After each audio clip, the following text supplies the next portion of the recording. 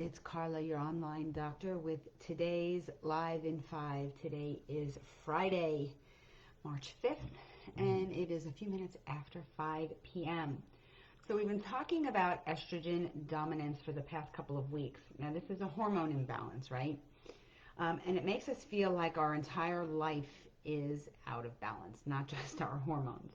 So women between the ages of 35 and 50 to 55 maybe are a particular risk for hormone imbalance as we approach perimenopause and menopause. Now, 35 to some of us will seem very young to have these kind of symptoms, but it's not uncommon at all.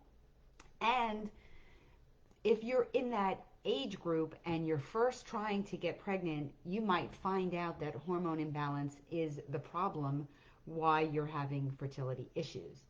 Now, part of the estrogen dominance may also be due to low progesterone levels, leading to the relative estrogen excess. Okay, it's not you're making too much estrogen. It's just it's your estrogen may be normal, but your progesterone is low, so relatively speaking, your estrogen seems high. Okay, so to understand more about this, let's talk about what is progesterone. So it's a steroid hormone produced by what's called the corpus luteum. It's a temporary endocrine gland that the female body produces every month after ovulation during the second half of the menstrual cycle. So it's basically where the egg is released from out of the ovary is where the corpus luteum is produced. Also, other amounts, smaller amounts of progesterone are produced by the ovaries themselves and also by the adrenal glands. Now, progesterone, as its function, prepares the endometrium, the lining of the uterus, to prepare for a pregnancy. So if a fertilized egg is present, it allows for implantation of that egg and will facilitate the development of that fertilized egg into a viable pregnancy, hopefully.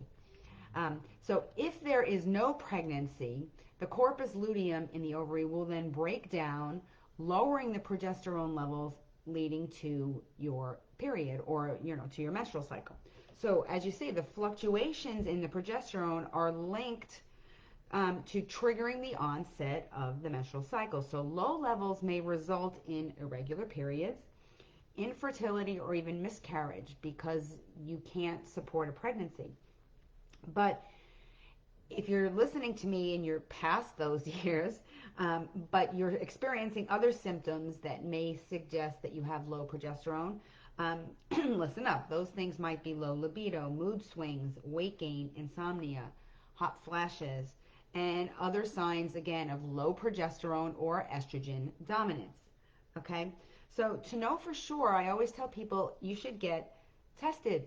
Get your hormone levels checked so that you will know exactly what is going on. But before you even do that, pay attention to your body. Okay? It's very key. Ignoring these signs and symptoms won't make things better. So attributing, like if you have one symptom, like you just can't sleep, but your life is a total, stress fest, well, then that's fine. You can deal, it's not fine, but you can deal with the stress and maybe your sleep will get better. But if you have a cluster of the symptoms and you have a bunch of things all happening at the same time, it's very likely that you have hormone imbalance, and ignoring it isn't going to make it go away. Okay, you have to work on it from different areas. So how can you increase your progesterone levels?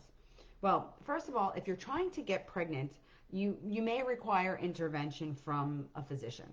Okay, so these talks that I'm going to be doing over the next week or so may not be appropriate for you. They can't hurt, but you may need to go beyond what I'm talking about. So, but other times of your life, for the rest of us, you may just be able to do some things naturally to help restore the balance in your hormones. Now, we're going to continue this talk next week, starting next Tuesday, because it's kind of too much for one talk. So I'm going to talk about things like lowering your stress, keeping your adrenal glands healthy, eating healthier diets, taking different supplements. Okay, things you've probably heard before, but it's all going to be put into one place, trying to make it sound a little bit more a little easier to understand because there's a lot of information on the internet. So if you're following along and you're listening to me, I'm trying to kind of condense it down to a more reasonable type of information and practical steps that you can use to do things more naturally. So on that note, I hope you are having a wonderful day. You have fun things planned for your weekend, and I will see you next Tuesday for another Live in 5.